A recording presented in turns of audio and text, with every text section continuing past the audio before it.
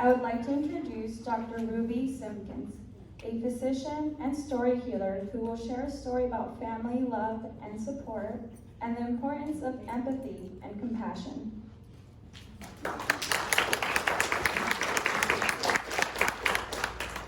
Thank you. I'm often asked, when did you decide you wanted to be a doctor and why? Well, I'll tell you the story. If you will travel back to me over half a century, back to a little town in Louisiana, about 20 miles west of Baton Rouge, the state capital. We'll cross the Mississippi River and drive through lots of woods. We'll pass miles and miles of sugarcane fields. We'll see mighty, majestic, moss-covered oak trees, bayous, swamps with lots of alligators in them. And you'll get to my little town of Maringouin, which is Creole or Cajun French or mosquito. There were about 900 people in the town at that time. And the town sat between two bayous, Bayou Grostet and Bayou Maringouin. We also had lots of flying roaches. I remember that. It was customary at the time for a great aunt, usually widowed, to help the expectant mother throughout her pregnancy. And the great aunt would help with the delivery. We didn't have doctors at that time, we had midwives. The great aunt would help raise the child, and when the child was 6, 7 years old, they call that fetching age, the child would spend each night with the great aunt. In case of emergency, they could run and fetch help. Now, I was paired with my great aunt Nain, and Nain was a sugarcane cutter. She used to say, there weren't no jobs other than cutting sugarcane when I was growing up. There weren't no schools for colored children, so I never learned to read nor write, child. But you have an opportunity to be great. You can fly, you study hard. My wings was clipped, she said. I couldn't fly. But you'll be able to fly. You'll fly, child, she used to say. Now, Nain lived in a shotgun house. Some of you may know what a shotgun house is. It has a front porch, a front room, which is the bedroom, a back room, which is the kitchen, and the back porch. It's called the shotgun house because if you shoot a gun through the front door, it goes straight through the house and doesn't hit anything. It goes out the back door. I remember times when I was young and the clan would drive by and Nain would say, "Get down! You stay down."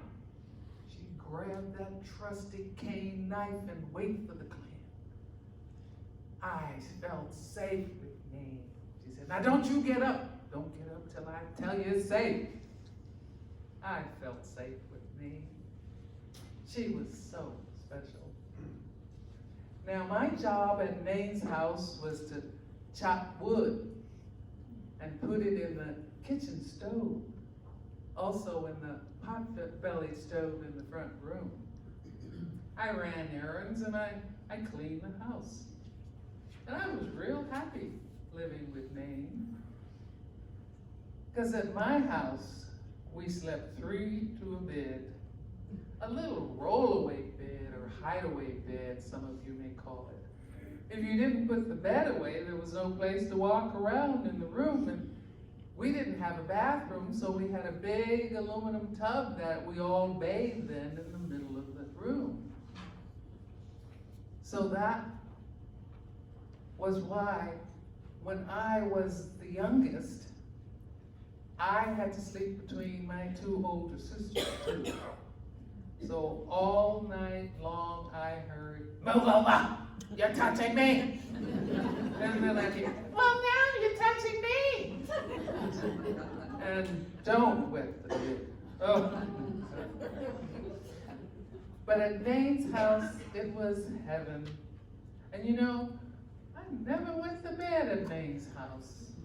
Never wet the bed at Dane's house. I remember during those hot Louisiana summers, we sat out on the front porch and we'd drink ice cold lemonade.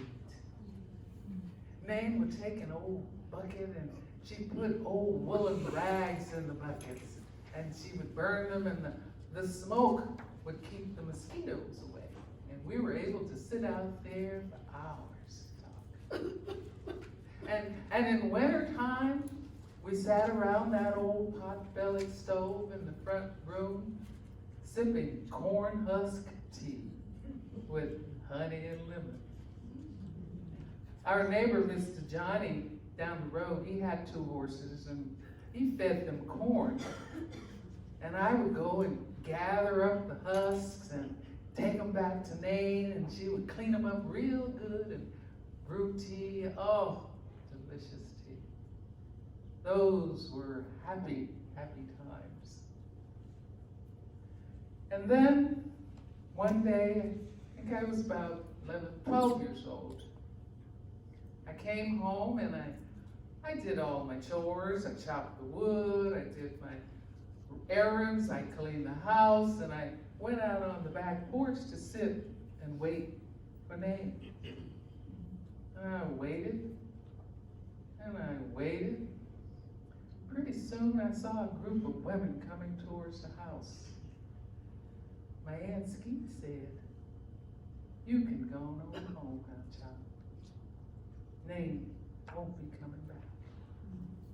I said, "Well, why? What happened? Where is she, Aunt Skeet?" "Well, child," she said, "Nate took real sick, real sick. She must have had a stroke. We carried out yonder to the local hospital and they didn't do nothing for her. You know they don't like treating us colors. So we had to take her down to New Orleans," that's New Orleans, 75 miles away. She kept asking, "Is we there yet, Skeet? Is we there yet? How long is it gonna take?" "Hold on, man. It'll be soon. We'll be there soon. Just hold on, man." But she couldn't hold on. It was too far away. 75 miles, it was too far away. She was dead when we got there. "I'm sorry, child." And I said, "Aunt Skeet, why? Why didn't they take care of her? Why didn't they take care of her? She did what colored people are supposed to do. She got off the sidewalk when she saw white people coming. And she taught me to do that too. She never looked them straight in the eye. She always lowered her head. And she never drank from the white water fountains, only the colored ones. She said it was the safe thing to do, and I want you to be safe, child." So why wouldn't they take care of her? She was my name. She was my name, y'all. She was a human being, just like them, just like you. Just a different colored skin. That's all it was. A different color skin. And she died. So I said, "Aunt Skeet, I'm gonna be a doctor. She said, oh, child, hush. Tain't no colored doctor. I said, I don't care, I'm gonna be a doctor. And I'll take care of everybody no matter the color of their skin. I'll take care of them. We're all human beings. All human beings. She said, child, you know, there ain't no women doctors neither. I'm still gonna be a doctor. She took me in her arms, I remember. She rocked back and forth, and she said, Lord, Lord, help this poor child. Hush, child. Hush. But I didn't hush. I kept saying.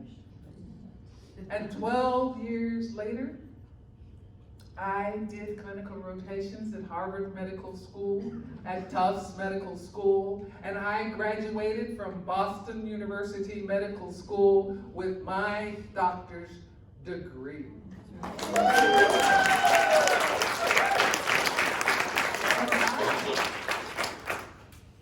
I remember when I crossed that stage, I said, this is for name. Yes. I'm flying, name. I'm flying for you and all the names whose wings were clipped so that they could not fly. I fly for them. And this little light of mine, I'm gonna let it shine. This little light of mine, I'm gonna let it shine. Everywhere I go, I'm gonna let it shine. Let it shine, let it shine, let it shine. Thank you.